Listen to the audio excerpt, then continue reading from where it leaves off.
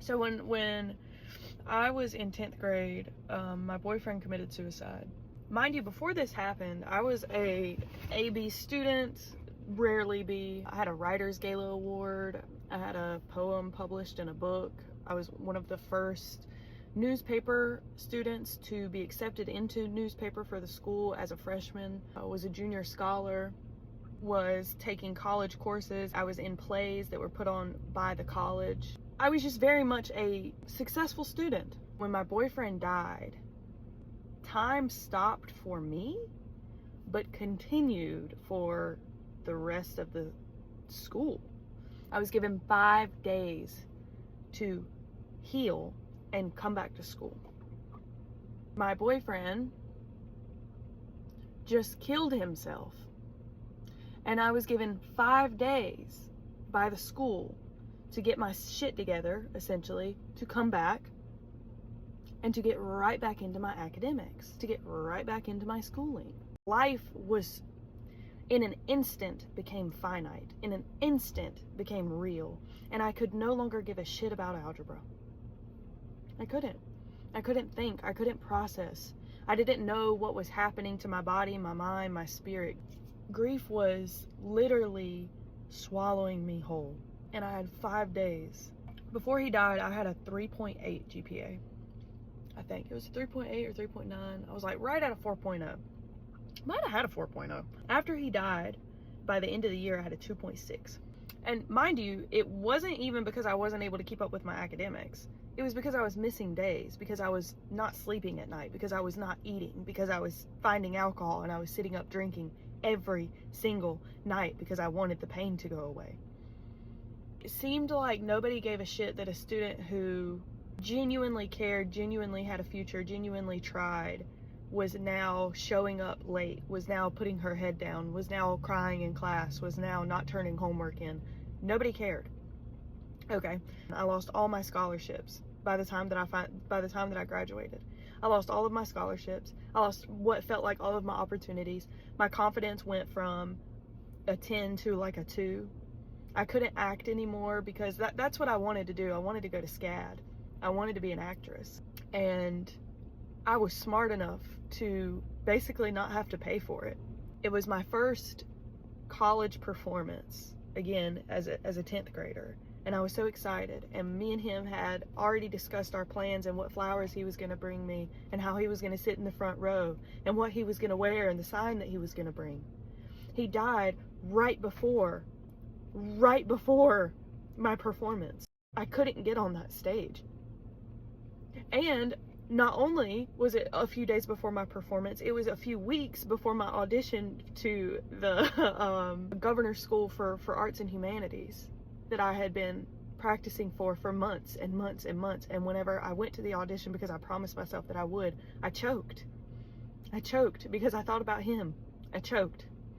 I thought about my grades. I thought about how I almost failed. I thought about my GPA. I thought about my confidence. I thought about my role in the world. I thought about life. I thought about everything, and I choked. I went from all AP and honors classes to basically, if you failed either a class or the year, they have this other class that you can take where basically it's everything that you should have learned in all your other classes in one class, and throughout the entire semester you work on a big packet to prove that you can do it. It's loud, everyone's talking, everyone's playing, nobody's caring, you know. I mean, these were kids that essentially were also forgotten about, left behind.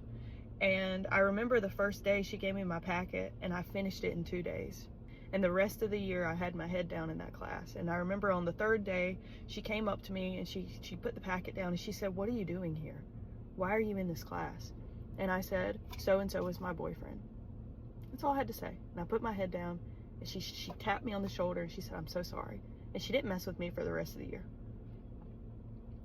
I had dreams, I had goals, I had aspirations.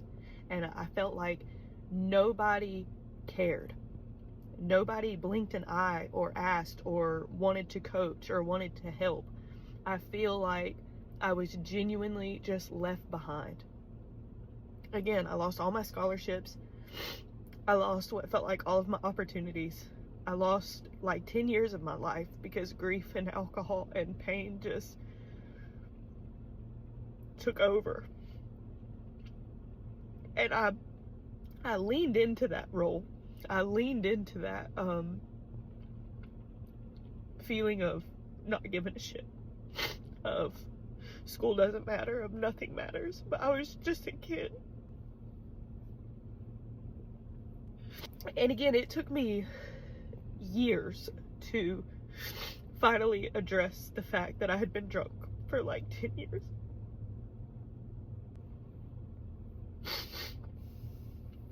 And to carry on, and to heal, and to put one foot in front of the other and get sober, and put myself out there again, and to sing again, and to maybe act one day.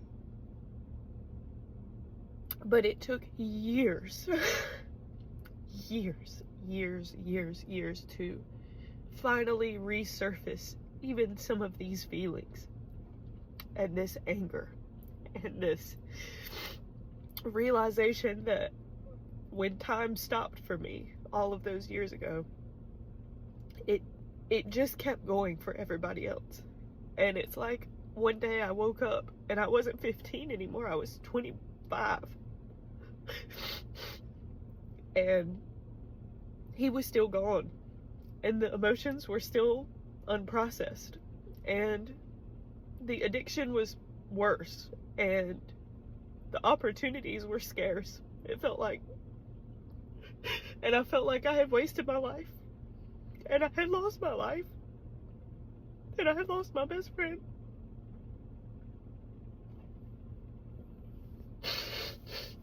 And I had so many great, wonderful people extend a hand to me and be kind to me. And what's crazy, it was mostly kids, other kids who had hard home lives, who understood what he was going through and understood what I was going through. They would come and they would stay with me at my grandparents' house, and they would check on me.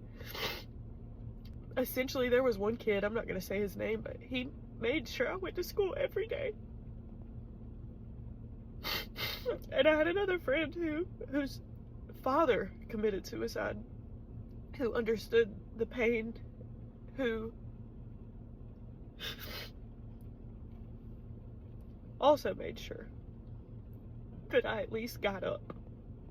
Because there was a period before I went back to school where I laid beside my bed and I didn't move for days. I couldn't breathe. I couldn't do anything. My mom had to give me a bath.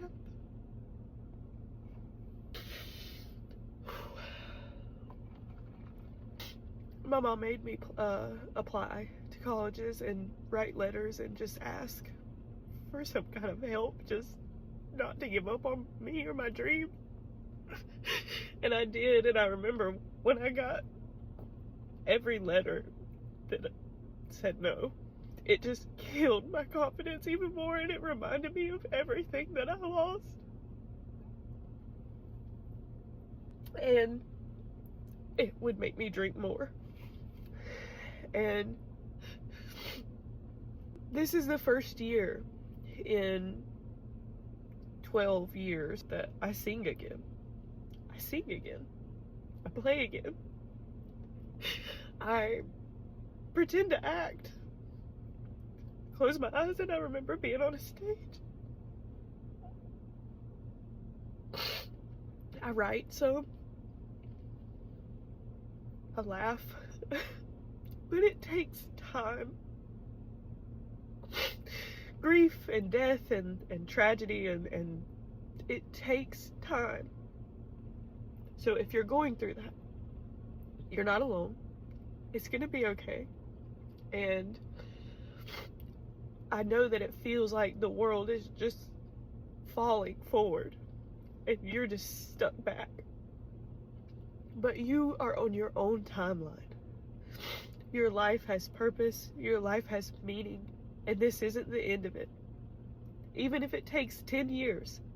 I have a daughter, I have goals, I have aspirations again. I don't drink anymore. I feel like I get to help people. I feel like I get to tap into parts of myself that I thought were dead and gone. if you were left behind from the acts of suicide, you're not alone. And life will get better. It takes time, but life will get better. And the faster that you can tap back into the versions of you that felt joy or expression or love, and you can step out of that numb state, the faster your life will start to feel like it has meaning again. It's time to come out, is what I'm hearing. It's time to come out of hiding. It's time to live again. It's time to express again. It's time to be you again. You've given your life to grief. And I know that it's hard. But life goes on. Life goes on. And there's a whole lot of it to live. There's a whole lot of it left. And wherever you've been the last however long that it's been, you can come out of hiding now. It's safe. And there's so much out there to be explored and felt and loved, and it's hard to open up your heart again because of the fear of loss. I know. But let your grief be a reminder of how much love you hold. And if anybody out there is contemplating taking your life, please think of me. And I know that probably sounds selfish to whatever you're going through right now, and I understand. Please don't do that to another human, because you are so much more valued and important and loved than you could ever wrap your head around. My boyfriend felt lost, unlovable, unhappy, and I'm not contemplating this. He spoke on it. We opened up about these feelings. I know what he was feeling. I know what he was going through, and I just didn't see the signs of it escalating to this. I was a child. He was a child. He didn't even get the chance to get out or conceptualize that there was a future. 3 weeks before he did it, he asked me, I'll never forget, we were laying in my grandparents' house, and I had my head on his lap, and he said, if I were to die tomorrow, what would you say at my funeral? And I joked it off, and I was like, I don't know, blah, blah, blah. And I remember he grabbed me and he said, no, I really want to know. And I said, why? And he said, you just never know what's going to happen, and I'm not going to be there, and I want to know what you'd say. I'd want to hear it. I want to hear what you would say. And he made me stand up and do a eulogy for him. Because he knew that he was going to do that. And he wanted to hear what I would say at his funeral.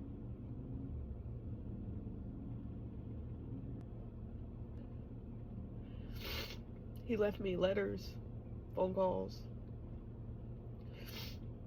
And, you know, on top of everything, on top of just the loss of a human, of a friend, of a partner, I lived in a small town, and the entire town rumored that it was me, that I told him to do it, and that it was my fault. And I remember I couldn't go into like Walmart without hearing people whisper about me, that I made him do it.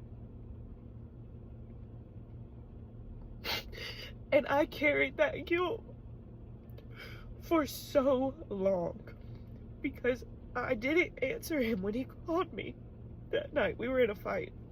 We were in a grumble, a 15 and 16-year-old fight. It was a stupid fight. And I didn't answer him when he texted me that night that he wanted to talk. And I did often think, what would have happened if maybe I would have answered. But I can't live with that, and I know that. And I've done a lot of work to try to process that. But I carried that for a long time. And I think anybody that has dealt with suicide knows that feeling of, what if I could have just called? What if I could have just texted? What if I could have just picked up? What if I could have just told him I loved him? What if I could have done anything to make them stay? And that's part of the grief process of letting go of the idea that you had anything, that you could have done anything. I think back to the months and the weeks before, the things that kind of led up to this, and the decisions he was making and the letters he was writing. He had this in his mind that he was going to do. But for 10 years, I blamed the fuck out of myself. It's okay to talk about. It's okay to cry. It's okay to feel bad. There was so long where I was like, I felt guilty for feeling bad for myself, but it's like, it's okay. It's okay. That was rough. That was rough, girl.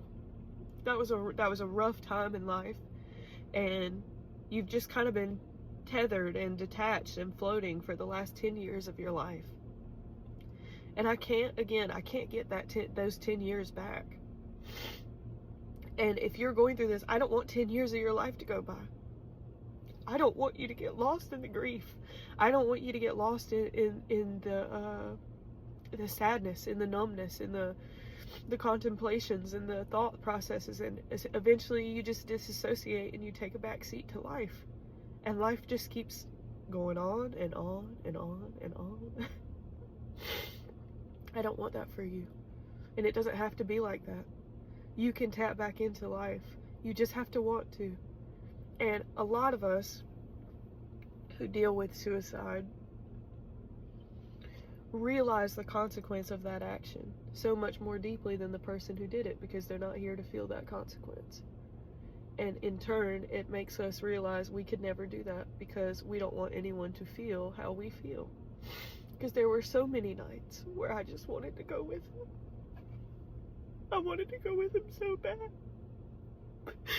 But I didn't want my mama to feel what I was feeling, or my friends, or my granny, or my papa, or the people that I knew loved me. I didn't want them to feel like I was feeling. So I stayed. But I died with him for 10 years. I was a living dead girl. I was a skeleton. I was making decisions, living life, existing from a state of literal death. There was no life to my life. Again, I was drunk all the time. I was high all the time. I was in jobs that didn't fulfill me. I was in friendships that didn't fulfill me. I couldn't set boundaries because I was so afraid that if I told somebody no, or if I cut myself off from somebody, that they would hurt themselves. And it caused me to stay in places so long. So long. I was so afraid all the time that somebody else was going to do that. And I was already attached to hurt children. Like, hurt children tend to flock together because we didn't necessarily relate to children who had good home lives, because we didn't have that. So you see trauma bonding happening a lot in children dynamics, because they're each other's safe space. They're what gets each other through the things that they're going through at home. So I didn't have a lot of like healthy friends, and that goes into adulthood. You take your friendships that you build in these moments in life for a long time, and even though it was unhealthy, I couldn't let them go because I was so afraid something would happen to them. I carried that weight, even if it was unhealthy for me, even if it was hard for me, or even if it was like bad for my mental health, or they weren't able or capable of healing some things. I didn't care. I would stay. I would stick around. I would insert myself. I would always be there. I would always listen. I would always give and give and give and give, because I was so afraid that if I set a boundary, if I said no, if I stopped hanging out with them, if I chose myself, they would die.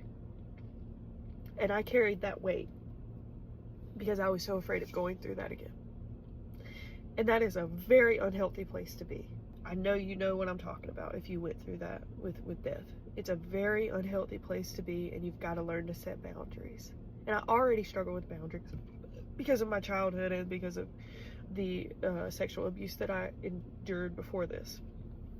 So boundaries in general were just really hard for me. But on top of this, it was like, what if I set a boundary and they die?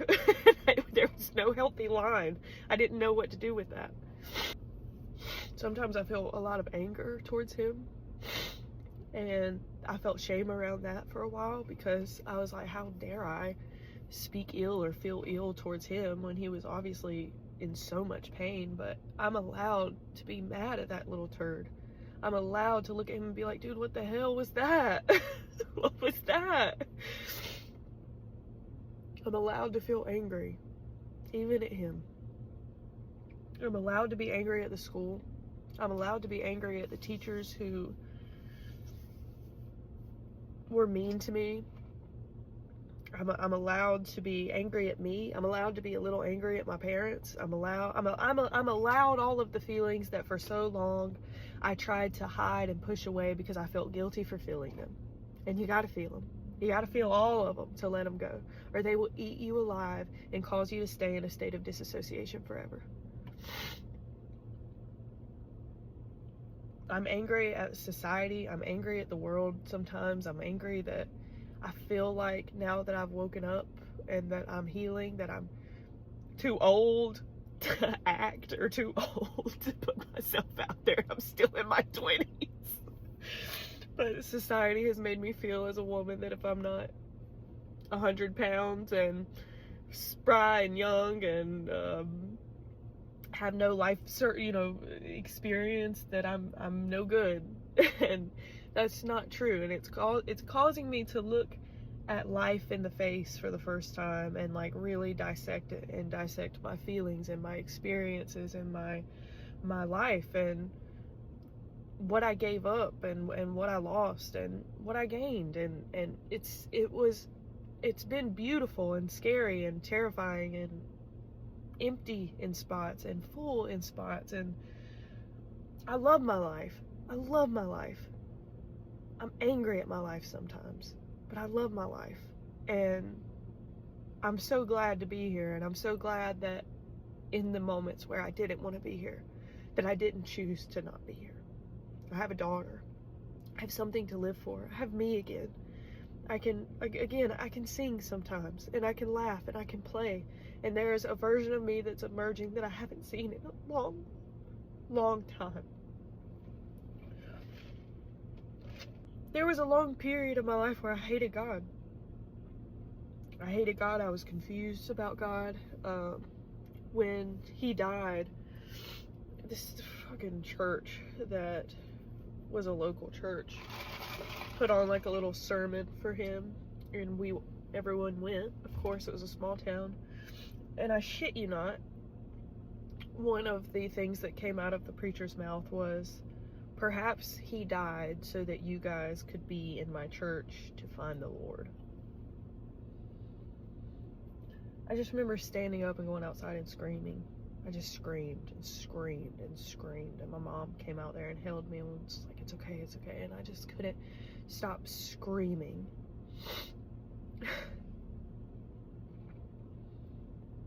He had told me so many times that he felt like he didn't belong here. That he felt like he belonged to the moon. It was an inside thing between us. And I remember looking up at the moon just screaming, why? Like, why?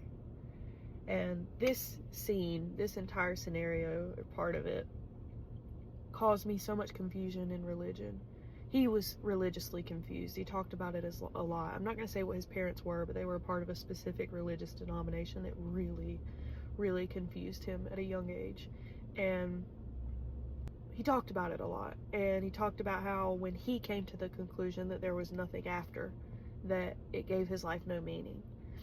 And then going to this church sermon and hearing the preacher say that, along with other people in the town and in my family who were really religious, who believed that suicide was like the unforgivable sin, that because you can't ask for forgiveness after. It's basically just something that damns you to hell.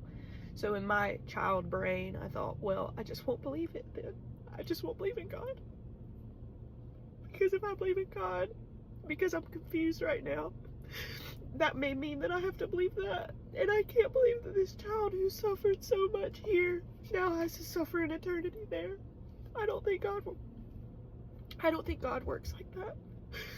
But at the time, I was so confused that I told myself, well, I just hate God. If that's true, I just hate God. And I turned from God. I didn't want anything to do with him. But God, and I say this I say this with conviction, God never left me. God never left me.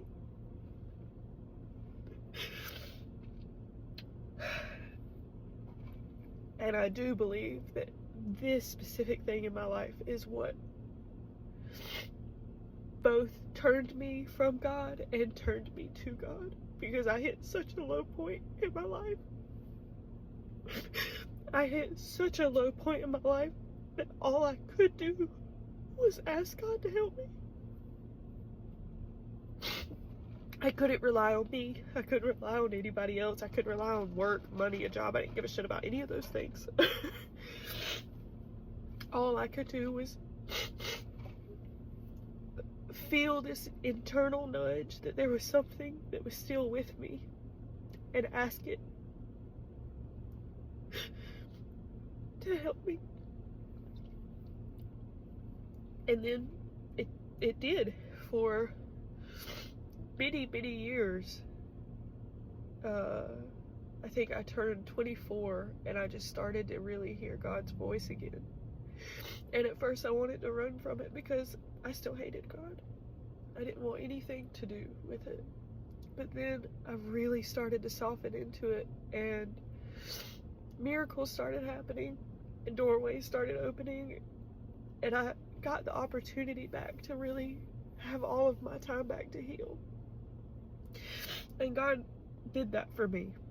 And I really do believe that. There's the last 3 years I've had just basically to myself to figure some stuff out, to figure out my childhood, my friendships, the sexual assault, the abandonment, my father leaving, my friend dying, my life, my story, and really heal some things and let some things go and bring some things to the surface that I would have never been able to do if I was working a job all of the time, or just engulfed in what the world is engulfed in. I feel like God really gave me all of the time back to finally heal the child in me that didn't get the healing that she needed. And I'm forever grateful for that. And I have the closest relationship I've ever had to God now. And in my spirituality, in my gifts, in the Bible, but also in tarot and oracle, and it's such a beautiful expression of my religion or God and how it looks to me.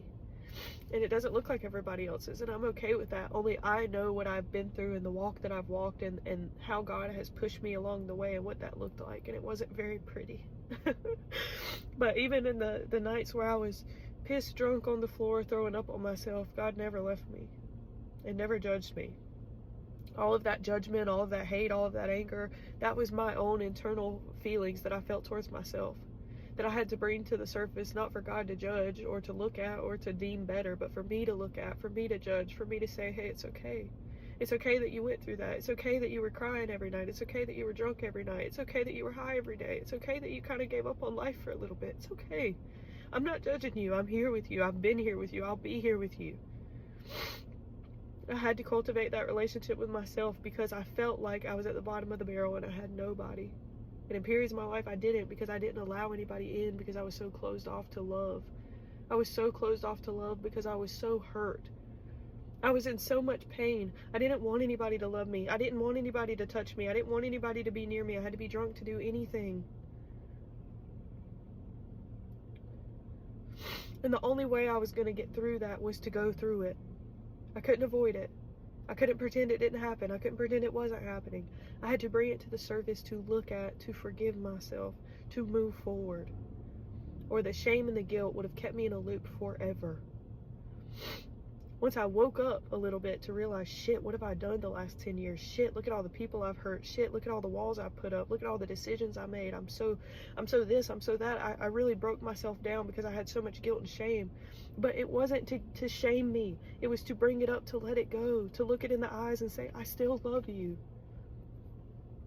I can look at every single version of me, 15, 16, 17, 18, 19, 20, 21, 22, 23, 24.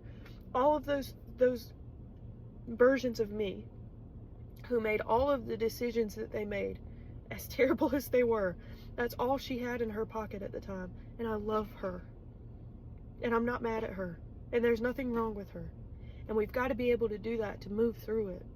I made so many poor decisions. I hurt so many people who were good to me, who were kind to me, because I was so hurt. And I didn't trust anybody, and I didn't trust myself, and all I cared about was making it to the next day without shooting myself. And I'm serious when I say that. And it caused me to be cold, and it caused me to shut off, and it caused me to numb out, and it caused me to disassociate. But God was always whispering to me in the back of my head that it was going to be okay, and that I wasn't alone, and that I had purpose, and that I was here for a reason, and I would be able to experience the richness of life again one day. And I do. And I can't wait to see what that looks like even more as I continue to heal, as I continue to pour into myself, as I continue to figure out what it is to be me and why I'm here. I don't think that I'm just floating on this rock for nothing. I know I'm here for a reason. I don't know what that reason looks like fully yet, but I know that God will reveal that to me because I have this undying faith now. I shouldn't be here. I shouldn't be here, girl. When I really look at it, I shouldn't be here. But here I am. Hopefully helping whoever is watching this to know that there's more out there and that life can get better and you're not alone. And just to be me and to experience life how I'm supposed to experience it. Not just by giving to other people, not just by being a beacon of light, or not just by whatever it is that I feel called to do, but by experiencing life to the fullest. Because when you get hurt that deeply, whenever you are traumatized that like to your core, you shut off from the world, you shut off from life, because you would rather break off the possibility of feeling good than to ever have the possibility of being hurt again like that. But that just numbs you to the existence of life. It numbs you to all the good. It numbs you to all the love. It numbs you to all the experiences. You don't want to live like that. I promise you, you don't want to live like that forever. I promise you. And you can open back up to life. And life can pour into you. You just got to be willing. You just got to be willing to take the leap and understand that, yeah, I could get hurt. Yeah, people can die. Yeah, bad things can happen. But some really good shit can happen too. And life is worth living. Life is worth living. It's just a gift. It is a gift, and it is worth living. Thank you for listening to my story and for being here for anybody that saw this. So, thank you, and Godspeed on your adventure.